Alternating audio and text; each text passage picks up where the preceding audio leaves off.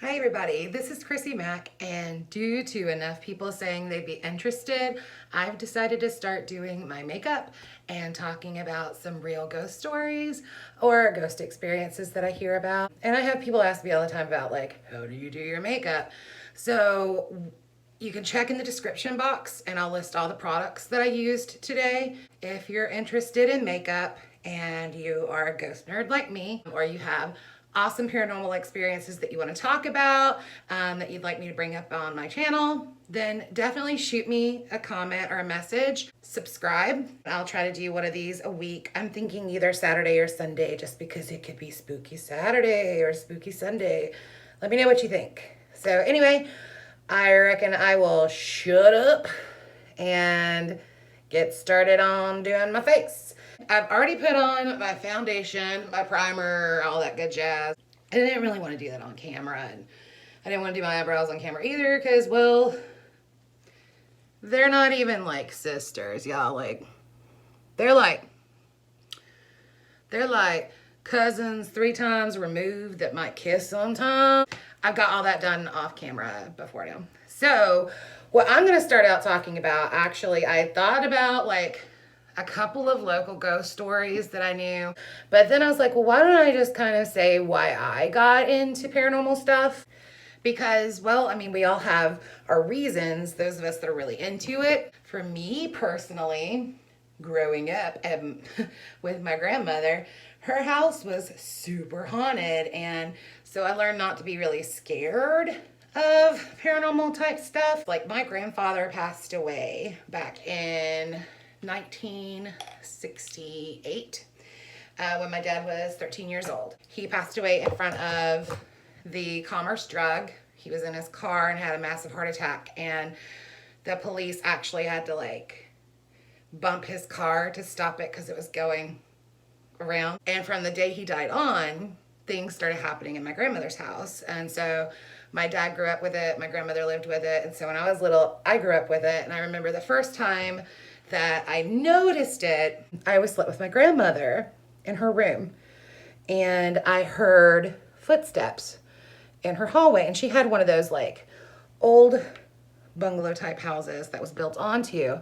So I had this shotgun type style hallway going back to my grandfather's old room, because they of course had separate bedrooms when he was alive.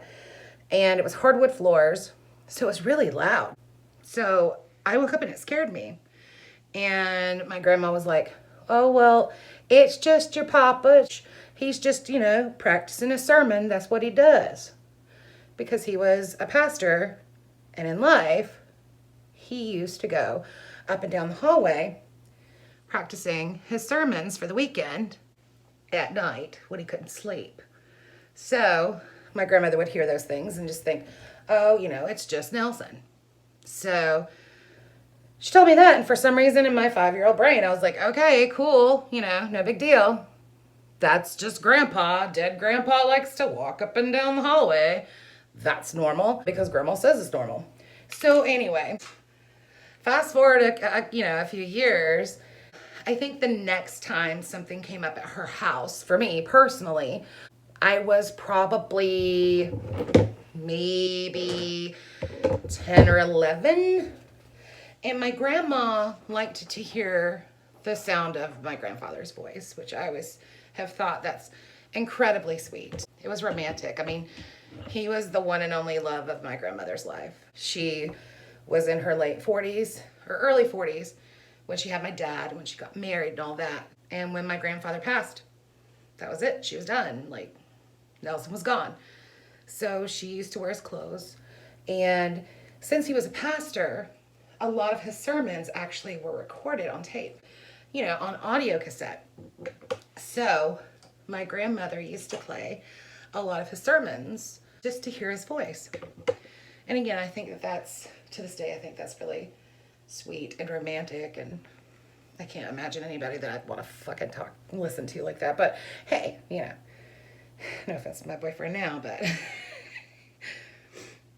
anyway, I can hear his voice just fine if I wanted to in my head.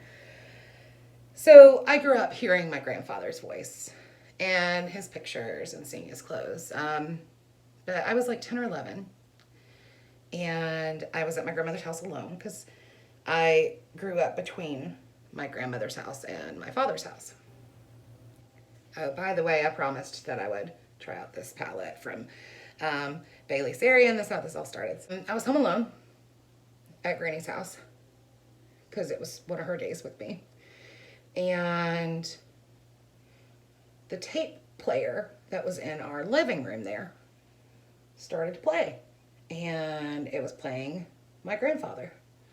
Now, keep in mind, you had to like turn on the tape player that was in the other room. And you had to press down a play button. But also, I had been home alone. And earlier in that day, I was a huge Madonna fan then. I am still. Like, I wish she would retire. But back in the day, I loved me some Madonna. And I had actually been playing her True Blue album in the living room earlier in the day. And again, I was home alone.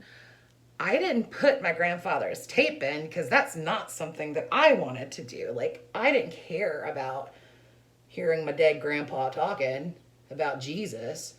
That's not interesting to 11-year-old me. 11-year-old me want to listen to, Open Your Heart.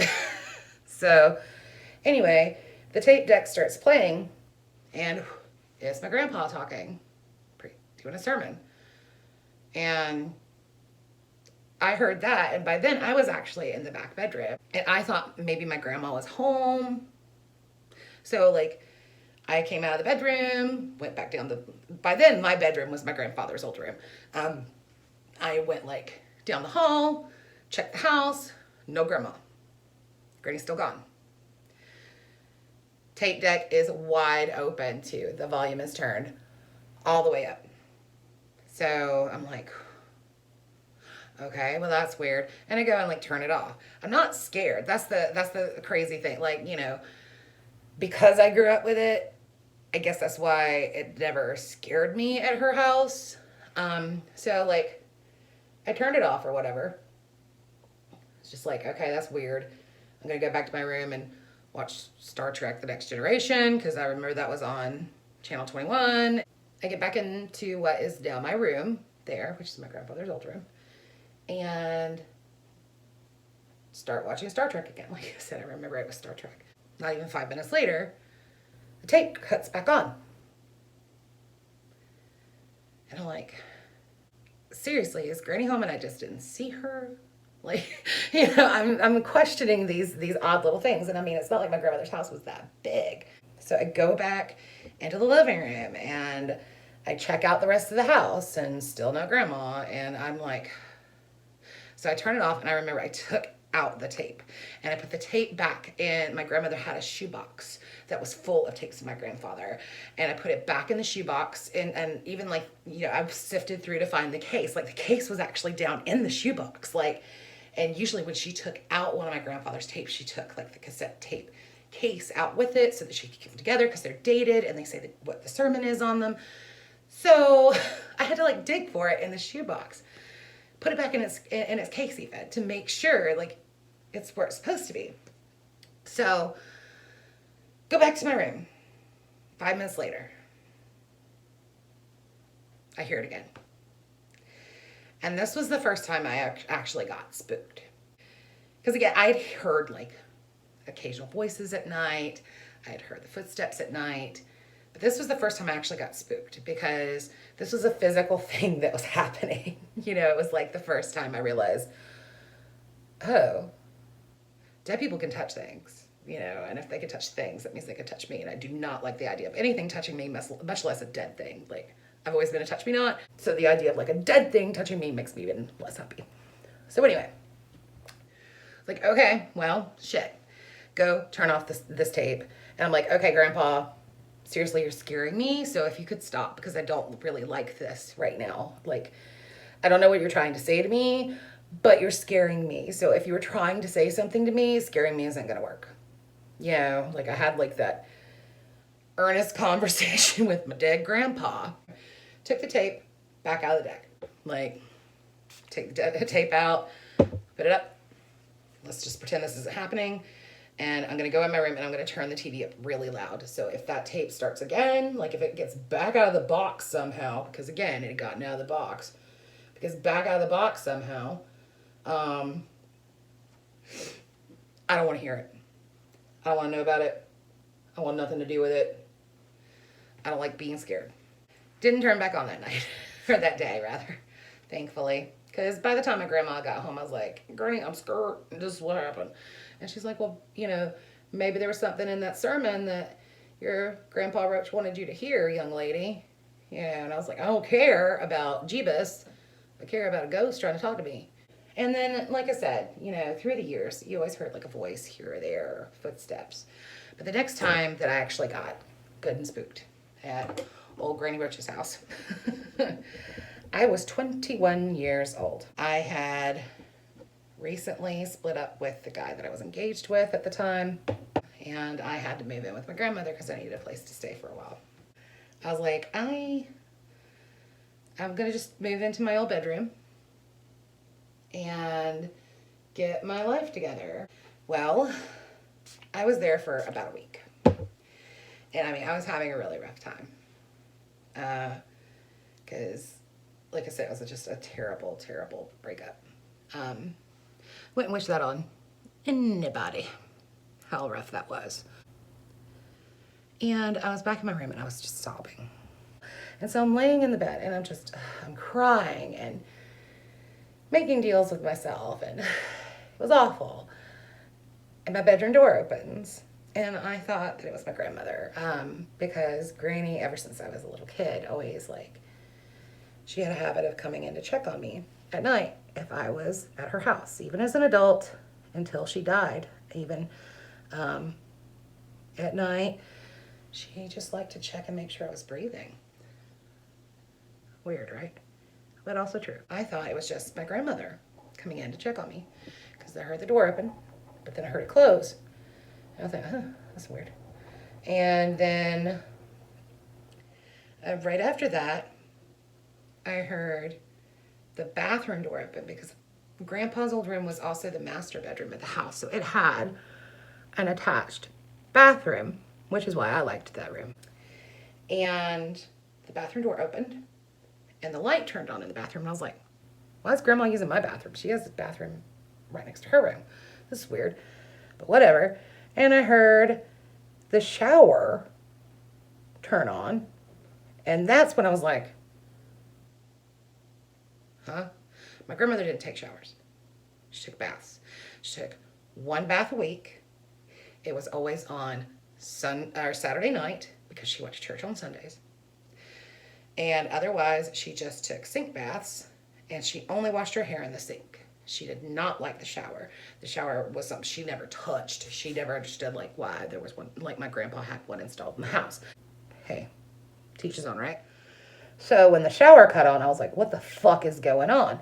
Nobody else has keys to this house except for me and my dad and my grandma. Like, is my dad in here? Why is my dad in the house when he has a shower at home? Like, I got 1,001 things like happening in my brain. Like, what the hell is happening? So then the shower turns off. And I call out to my grandmother. I'm like, Granny, is that you? You know, like, are you okay? What's happening? You know, no reply. None. So now I'm starting to really get a little bit like, okay, this is real weird, and I'm getting a little freaked out because somebody's in my house. And it ain't my granny, because if it was my granny, she would have said something by now. So then I call out again. I'm like, Granny, why were you in the shower? Are you okay?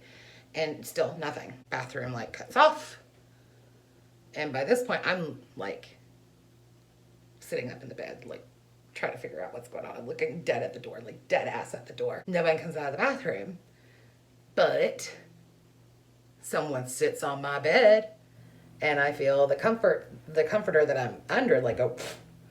And the second that happened, my 21-year-old ass bolted out of my bedroom and went straight to my grandmother's room And I was squalling. I was so scared. And she was like, what's the matter with you? And I was like, someone was in my room, but I couldn't see anyone in my room. And they went in the bathroom and they went in the shower. And I don't understand what's going on, but I'm really scared. And she was like, but you said nobody's in there. And I was like, no, nobody I could see is in there. And she said, well, then it was just your grandpa. He was getting ready for bed. Fast forward a couple of years. My daughter was born when I was 23. And I got married. And after she was born, we actually moved in with my grandmother for a while to have some help with the baby. My ex-husband, he worked a lot and he worked odd hours. And my daughter had health issues when she was first born. So I needed the help. So we moved in there and I was like, oh yeah, by the way, my grandma's house is haunted. So don't let it freak you out. So if you hear any like tricky, wicky, crazy things, it's probably just my grandpa. My ex was like, yeah, whatever. She's like, no, seriously, I'm letting you know. So that if you're ever home alone, something happens, don't like get freaked out about it or anything. It's just my grandpa. I mean, sometimes he spooks me too, you know, like, but don't let it, if you can help it, don't let it scare you, you know. And he was like, yeah, whatever, Crystal. So we had been living there less than a month. And I had gone back to work part-time because we needed the money. You know, we weren't a wealthy couple. It was a Sunday. My grandmother had taken the baby to church with her. He was home all alone. He was in the bathroom, from what I understand, from what he told me, doing his business. Not showering or anything like that, but just doing his business. He heard somebody talking. A man's voice talking. At first he just ignored it, thought maybe the neighbors were outside and he could hear them, whatever. Kept doing his business. Well, the next thing that happened was that the shower curtain moved. Shower curtain moved, and then the shower turned on. And from what I understand, from what he told me, is that he finished up his business like right then and there, and I know that he left. He ended up going to Athens, to Borders, and hanging out the rest of the day at the bookstore. He was not going home alone. He waited until he knew someone was back home before he would go back in the house, which I think is so funny. But because if you knew him, if you ever saw him, he's such a huge guy. You would not think he would be scared of anything. It spooked him. So anyway, that happened. Then we moved out soon after that. The next thing I remember, my daughter was 3. We were over at Nanny Roach's house, and Lily was talking to Grandpa. She doesn't call my dad Grandpa. She doesn't call my grandfather on my mother's side Grandpa. She doesn't call my stepdad Grandpa. She doesn't call anyone Grandpa because no one's ever been introduced to her as that. Like, there's my Granny Roach that she knew. That's my dad's mother. My dad is Papa. She has a Papa Dave, which is my grandfather on my mother's side. And she has a Papa Barry, which is my stepfather on my mother's side. And she was this little thing, just chatting away about Grandpa. And we were in my grandmother's den, and me and my granny were both like, what are you talking about, Lily? You know, what's going on over there, baby? And she's like, I love Grandpa. Grandpa plays with me. Grandpa's very proud of me. Grandpa loves me. Grandpa's with Jesus. Anybody that knows me knows I'm not religious. I'm spiritual. But I'm not religious. So I did not bring up my daughter in a religious household. So to hear her even say anybody's with Jesus was weird. Also, out of respect for me, even though my grandmother did take Lily to church with her some, because that was by my grandmother's request, my granny always agreed with, or, you know, promised me rather, that there wouldn't be a lot of religious mumbo jumbo going on with my daughter because I didn't agree with it. You know, I wanted her to be able to choose for herself when she was old enough I didn't want anything shoved down my kid's throat. It was weird. Lily had never talked about Jesus before. So it was like, who is? What's happening? Soon after that, Lily was she was in my old room. And that was weird too, because she had her own bedroom at my grandmother's house. It was the front bedroom. It was close to my grandmother's bedroom because we all wanted to be able to hear her. You know, she got out and about. She started going back to my old bedroom / my grandfather's old bedroom. And she would be back there just talking. And you would hear her, and she started singing like nursery hymns, like, yeah, Jesus loves me, this I know, for the Bible, you know, songs that no one's taught her, or Jesus loves the little children, like all those nursery hymns that we learn as kids. At first I was like, Granny, you promised me that you wouldn't do this, so, you know, I'm not gonna let her spend as much time here if this keeps up. And my grandma was like, no, Crystal, I swear, it's not me. So then I asked my little girl, like, who taught you this song? And she's like, Grandpa. Okay. And she was never scared, of course. And then soon after that, my grandmother got sick. Her colon cancer came back very suddenly. She ended up with an intestinal blockage. That's how we found out that the cancer was back. And we found out on Mother's Day that year, 2007. I still maintain, even though 2020 fucking sucks ass, 2007, by far, still my worst year. My hardest year. Because I lost my grandmother that year, and again, my dad and my grandmother raised me, so my grandmother was my mommy. I mean, I have a mom, and I'm close to my mom. I love my mom. But growing up, my granny was my mom. Through her illness, things were really hard. We were all going to her house, spending a lot of time there. There was a lot of family drama happening, making it even harder. A lot of headbutting happening between me and my dad, which to this day never got fixed. I mean, everything just broke. And during that time, right before she passed, I had the weirdest sensation in her house that I'd never had before, where I felt like I was being stared down. Not just watched, but like stared down. And I was like, all right, what's this about? You know, why am I being stared down by somebody I can't see? I don't get it. And it was everywhere in the house. Like, I couldn't take a shit without feeling like somebody was in the room staring me down, trying to get me to see them, to pay attention to them, or whatever. It's like, okay, well, if you got something to say, whoever you are, I'm assuming you're grandpa, because it's always grandpa, say it, you know, figure out a way to tell me.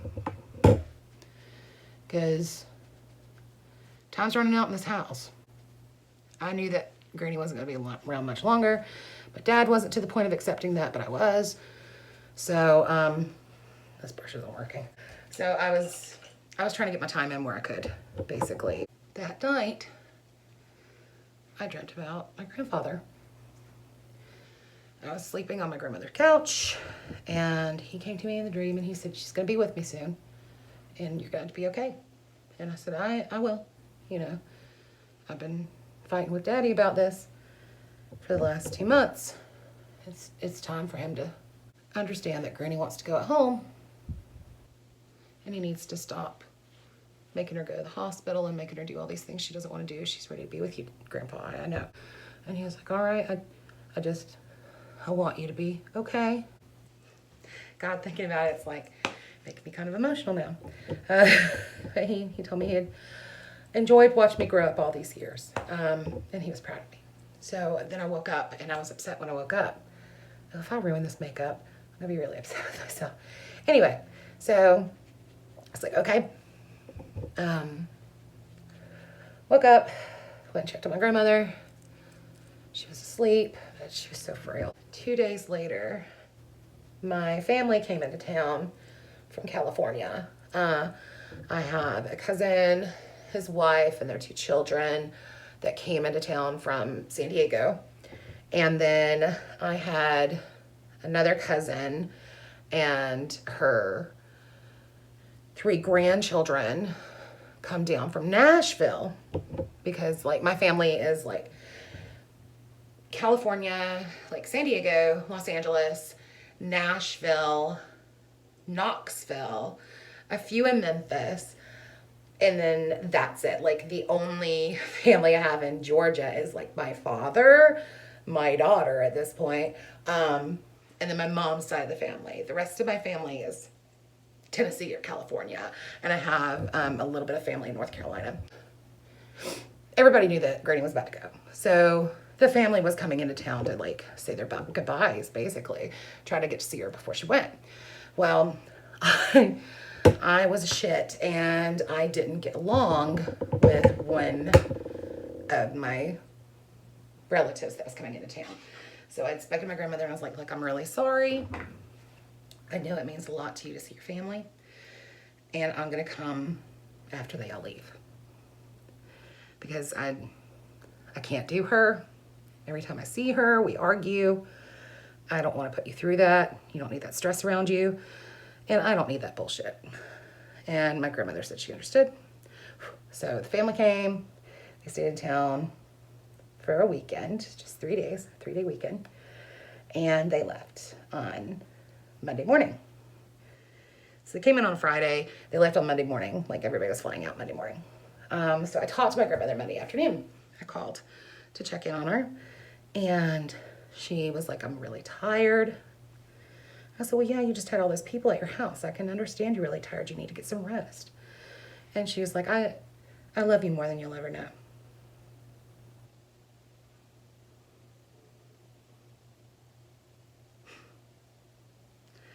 I should have known she was telling me goodbye. But I said, I know, Granny, I know that you love me, and I love you. Just get some rest, and I'm going to be there on Friday with Lily to visit. I've got a lot of work, and I can't be there before Friday. And she said, okay, baby, I love you. I said, I love you too. Goodbye, good night. The next day, she fell into a coma. And the following day after that is when she passed. I got the call at work when she fell into a coma that I needed to get there. And so, of course, I dropped everything and went to her house to be with my dad.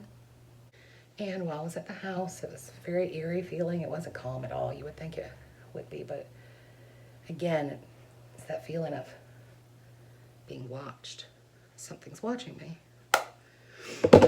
And so again, I was like,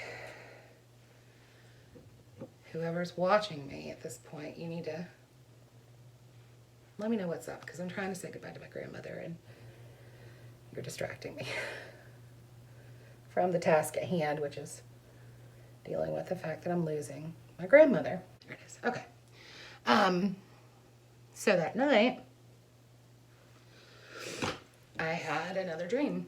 I had gone home because by this time, my husband that I was with, he was working from like 2:30 in the morning until around 3 in the afternoon.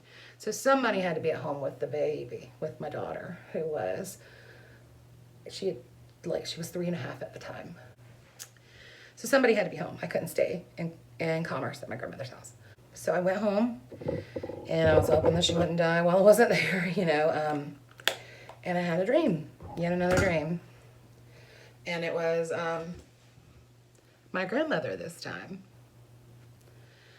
And we were in her kitchen, and she was cleaning a stain out of a shirt of mine, because anytime I ever had like a shirt get stained up or messed up or whatever, I always take it to Granny's house. And so she was like, I can't clean up all your messes for you anymore. You're gonna have to learn how to do this for yourself. I'm about to go. And I said, I know, Granny. I'm not trying to make you stay longer. I know. And she said, you're gonna have to take care of your daddy, because he's gonna have a real hard time. And about that time, in my dream, my dad ran through the kitchen, through the den, out the back door. But he was like a little 7, 8-year-old kid in my dream, which was wild. And she told me, she said, because he's my baby. You've got to take care of my baby. My baby's not going to be able to take care of you, honey. You're stronger than he is. And I said, okay, I promise. No matter what, if he ever needs me, I'll always be there. He's my daddy. I love him. And about that time is when my grandfather walked into the room. He walked into the kitchen with me and Granny, and he took her by the hand. And he looked at me. He said, now, honey, it's time. Just know that you're loved. And I was like, it's been a pleasure meeting you, Grandpa, because this is the second time I dreamt about him, you know. And he said, it's been wonderful watching you. And my Granny said that she loved me. And then the dream ended. I woke up to my phone going off because my alarm went off. And I remember I hit snooze, and I was laying there, and it's like 5:30 in the morning. Wasn't ready to get up yet. And then I heard her voice. I just heard Crystal, and I knew. I knew. And then my phone started to ring, and it was my dad. He let me know that she just passed. So, my grandmother physically tried to tell me goodbye, but at least she was able to spiritually tell me goodbye as she passed. And then we went to the house, or I went to the house rather, after my best friend came to my house and got my daughter, because, you know, daycare wasn't open yet. Like, everything was just like crazy, not really sure what to do. So once I went back to the house felt really heavy, and my grandmother's body was still there, which sucked. But I opened up the windows because I remembered my granny telling me when I was little, if someone dies in a house, you gotta open the windows so they're not trapped. And immediately after I did that, it lightened up in the house. I never had another experience in the house. I've never had another visitation from my grandfather. I've never had another one from my grandmother. So I can only assume that all of those visits that happened when I was a kid from my grandfather were a result of him like watching out for her. And I mean like watching out for the family too, don't get me wrong, but like mainly watching out for her, because again, she kept him alive to us through wearing his things and playing his tapes, and his pictures were always around, and she talked about him all the time. I mean, I felt like I genuinely knew my grandfather, and he died when my dad was 13 years old. And I was born when my dad was 25, you know, like, no, I didn't know him. Like, I didn't grow up with him. But I felt like I knew him because of my grandmother. So it was actually really strange the couple of times I went back in the house after she passed, because I did have a very hard time going in the house, I'm not gonna lie. Like, it was a lot. So it was weird to not feel anything. I think that I had gotten so used to what it felt like in there. Like, there was always a heaviness that I just didn't notice, because I grew up with it, I guess. And suddenly it was making sense why other people who came in the house, like i.e. my ex, or I mean, I did have friends over the years that didn't like going in the house too, why it was something that was like so big of a deal to them. Like, can we not go to your grandma's? You know, not because your grandma's not nice. I love her pumpkin pie and her pecan pie in particular, but can we not go over there? And suddenly it started making sense. Like, oh, okay. This feeling that's missing right now actually feels better than it did when she was alive. This is weird. Anyway, my granny's house was the first reason that I ever became interested in the paranormal, because I realized in those experiences that not everybody has them.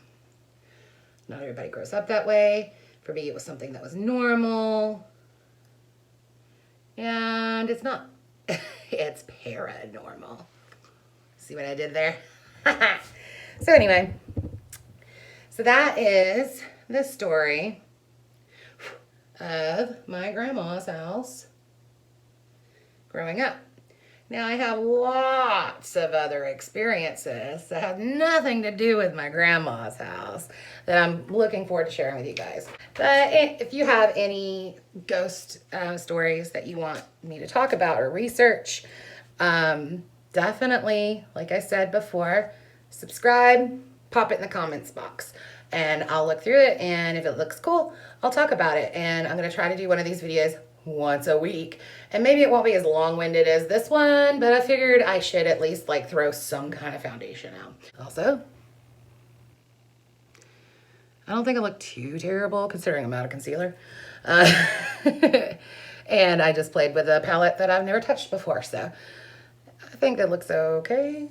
So, right? Anyway, thanks you guys so much. I hope that you've enjoyed this rambling session of mine. Anyway, so have an awesome day, and I'll see you all next time. Later. Bye.